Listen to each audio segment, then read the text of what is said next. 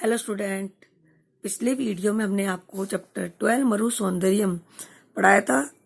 इसमें बताया था कि मरु प्रदेश का जो सौंदर्य कैसा है, उसकी क्या क्या विशेषता है, हमने इस चैप्टर में पढ़ा था। आज हम इसी को कंटिन्यू रखेंगे।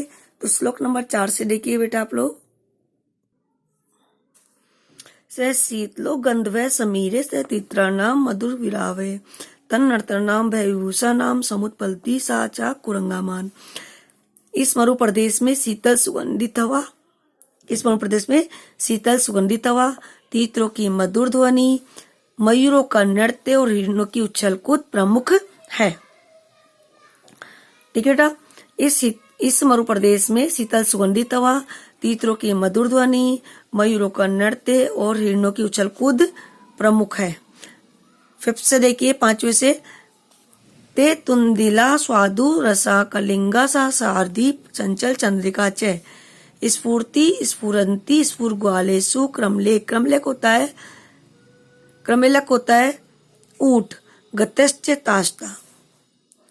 ये जो श्लोक है, इस बताया गया है कि वहां पर स्वादिष्ट मतीरे, कलिंगा मतलब मतीरे, तो वहां स्वादिष्ट मोटे मोटे मतीरे, शरत काल की चंचल चांदनी और पक्षियों की दमकती हुई कतारें और ऊंटों की सुंदर चाल, ये सब वहां पर क्या रमणीय है। क्या क्या रमणीय है वहां पर? मोटे स्वादिष्ट मतीरे, शरत काल की चंचल चांदनी, पक्षियों की चमकती हुई कतारें और ऊंटों की सुंदर चाल, ये सब वहां पर क्या है? दर्शनीय है या रमणीय है। वर्षा गमे चारु मरु विहाय क्वान यत कस्यापि रमेत चितम सरसु वर्षा समय अपि यस्मिन शरत वर्षने सलिल चकास्ती। इसमें बताया गया है कि वर्षा ऋतु के समय सुंदर मरुस्थल को छोड़कर कहीं भी किसी का भी मन नहीं लग सकता। वर्षा ऋतु के समय सुंदर मरुस्थल को छोड़कर कहीं भी किसी का भी मन नहीं लगता है, क्योंकि उस मरुस्थल में वर्षा के समय सरोवर में शरद काल के शरद ऋतु के समान जल सुशोभित होता है। क्योंकि उस मरुस्थल में वर्षा के समय सरोवर में शरद ऋतु के समान निर्मल जल सुशोभित होता है। चकास्ती का अर्थ होता है सुशोभित होना। गांव प्रसन्ना मनुजा प्रसन्ना देव प्रसन्ना वृद्धान यज्ञ। वहां के गांव यानी गाय, वहां की गाय भी प्रसन्न है, मनुष्य प्रसन्न है, वृद्धान यज्ञ से देवता प्रसन्न है। मतलब उस मरु प्रदेश में सब कुछ सही है। गाय प्रसन्न है वहां की, मनुष्य प्रसन्न है, देवता भी प्रसन्न है। कैसे? व्रत दान और यज्ञ से देवता भी वहां के प्रसन्न है। किम नाम तदरम मरो युद्धम। ऐसा क्या है जिससे मरुस्थल संपन्न नहीं है? क्या नहीं है? संपन्न नहीं है। विद्या समर्दो बहुता विदेव। अब आप इसे विद्या से संपन्न कीजिए। उस मरु प्रदेश में गाय प्रसन्न है, मनुष्य प्रसन्न है, व्रतदान यज्ञ से देवता प्रसन्न है। ऐसा क्या है जिससे मरुस्थल संपन्न नहीं है? अब आप इसे विद्या से संपन्न कीजिए। क्योंकि शिक्षा के क्षेत्र में हमारा जो मरु प्रदेश है, मरुस्थल है, जैसलमेर हो गया जैसे, तो ये ना पीछे है, बहुत पीछे। तो अब हमें इसे विद्या से संपन्न करना है, विद्या से परिपूर्ण करना है। इसमें क्या है, शुरू से लेकर 1 से 7 तक का जो श्लोक है, उन श्लोकों के जो लेखक है पंडित विद्याधर शास्त्री है। कौन है? पंडित विद्याधर शास्त्री। और जो लास्ट वाला पद्यांश श्लोक है वो अज्ञात मूल है। ठीक है बेटा।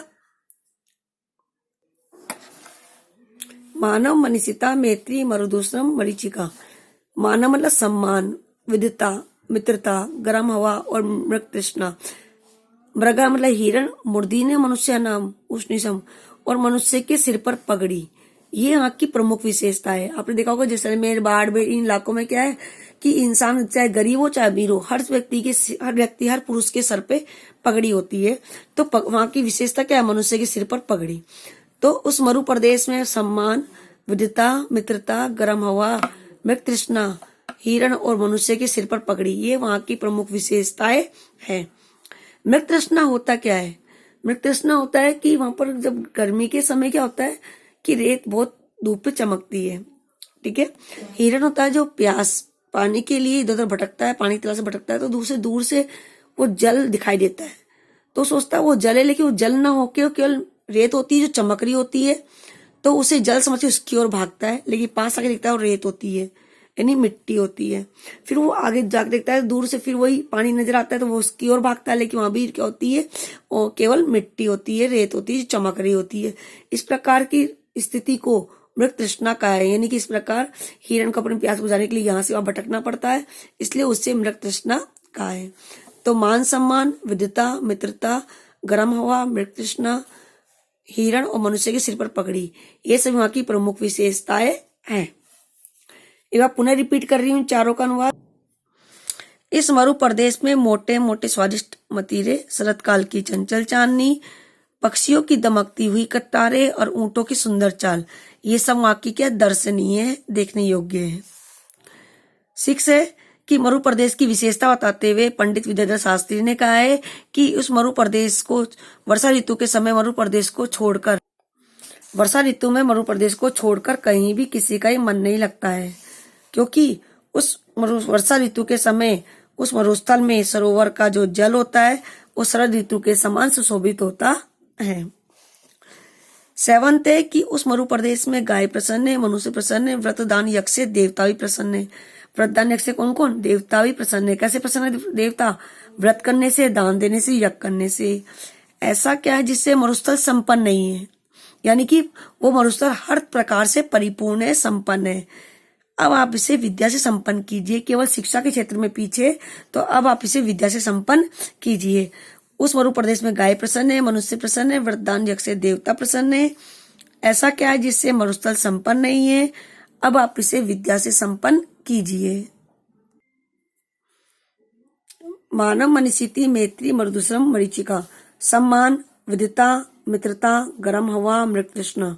सम्मान, विद्युता, मित्रता, गर्म हवा, मृग तृष्णा, हिरण और मनुष्य के सिर पर पगड़ी, ये सभी वहां की प्रमुख विशेषताएं हैं। ये सब वहां की क्या है? उस मरु प्रदेश की क्या है? प्रमुख विशेषता है। तो मरु प्रदेश की प्रमुख विशेषता क्या क्या है? मान सम्मान, यानी लोगों का सम्मान करते, विद्युता यानी विद्वान, मित्रता आप जानते ही हो, गर्म हवा, और मृग तृष्णा, हिरण, मनुष्य के सिर पर पगड़ी, ये सही वहां की प्रमुख विशेषताएं हैं। तो हमारा चैप्टर कंप्लीट हुआ। आपको इसका अनुवाद अच्छी तरह लर्न करना है और अपनी फेयर कॉपी में भी करना है। Thank you.